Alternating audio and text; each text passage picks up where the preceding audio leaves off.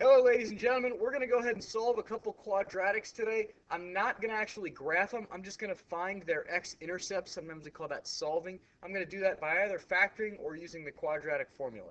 So for the first one, and for all the problems really, I'm going to start off by finding the discriminant. If you don't remember what that is, that's the part underneath the square root in the quadratic formula, b squared minus 4ac.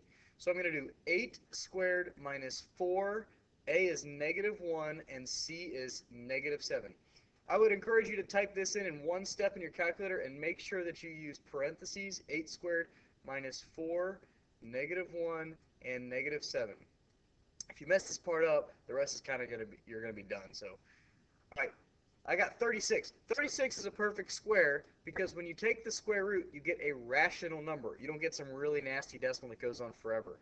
So if it's a perfect square, that means that this problem is factorable. So the way I'm going to solve this problem is by first factoring it. I'm going to take this quadratic trinomial and I'm going to factor it.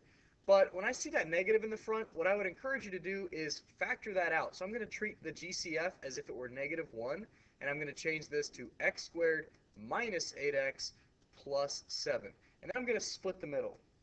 When I split the middle here, I'm going to find two numbers that multiply to 1 times 7, so multiply to 7 and add to -8.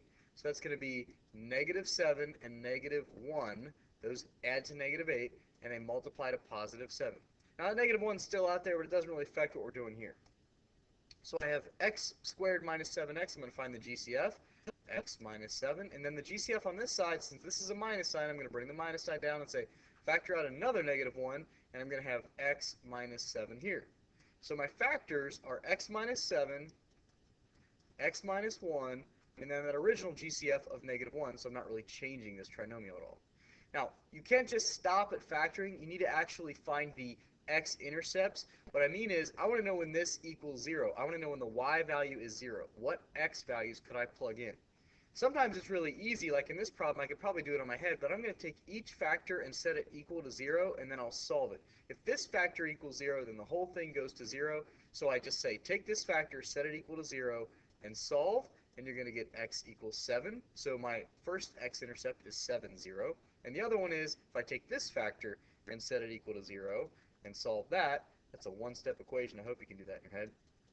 You get 1, 0 as your other x-intercept. Now this, -1 can never be 0, so it doesn't affect anything. So my two x-intercepts are 7, 0, and 1, 0. And your best strategy here, after you've completed these problems, there's no reason for you to not check it, other than laziness, I suppose. So let's do that. Plug it in, graph it, and then you can take a look at the graph and see if it actually does cross the x-axis at +1 and +7. I can even do trace 1 and I get 0, and trace 7 and I get 0. So 1 and 7 are my two x-intercepts, and I'm done with that problem. I'm pretty much going to do the same thing for this problem. I'm going to start off with the discriminant. So b squared minus 4ac. I'm going to go ahead and type all that in. So let's do 6 squared minus 4 times 3 times -4. And when you do it in this problem, it ends up being 84. When you take the square root of 84, you get one of those irrational numbers I was talking about. 84 is not a perfect square. 81 is a perfect square, but 84 is a little bit too big, so this is not a perfect square, which means this problem is not factorable. You cannot find two numbers that multiply to -12 and add up to +6, which means your only strategy at this point is to use the quadratic formula. So I'm going to go ahead and do the quadratic formula. I'm going to take the opposite of b. Remember, the quadratic formula is the opposite of b, plus or minus b squared minus 4ac all over 2a. And this will give you your two x-intercepts. I've already done the part underneath the square root, the discriminant, so I just need to do the opposite of b. That's -6 plus or minus the square root of 84, and I'm going to divide by 2 times a. A is 3. You have plus or minus here. You're going to need to split this up. So it's going to be -6 plus the square root of 84 is about 9.17. So I'll do -6 plus 9.17 over 6, because 2 times 3 is 6, or -6 minus 9.17 over 6. Now, if you're going to type this in, you need to make sure that you use parentheses, because there are implied parentheses in the numerator of these fractions. So I'm going to do it in steps. -6 plus 9.17, that gives me the numerator. And when I divide by 6, I get one of my x-intercepts is 0.528. So I'll say x equals 0.528. On my other x-intercept, when I do the same thing, I do negative 6 minus 9.17, and I divide that by 6, I get negative 2.528. Negative 2.528. X equals negative 2.528.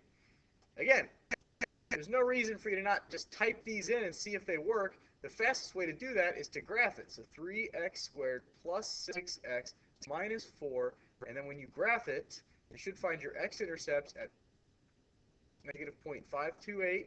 Oops, I was positive 0.528. 528 is my first x-intercept. That's right there.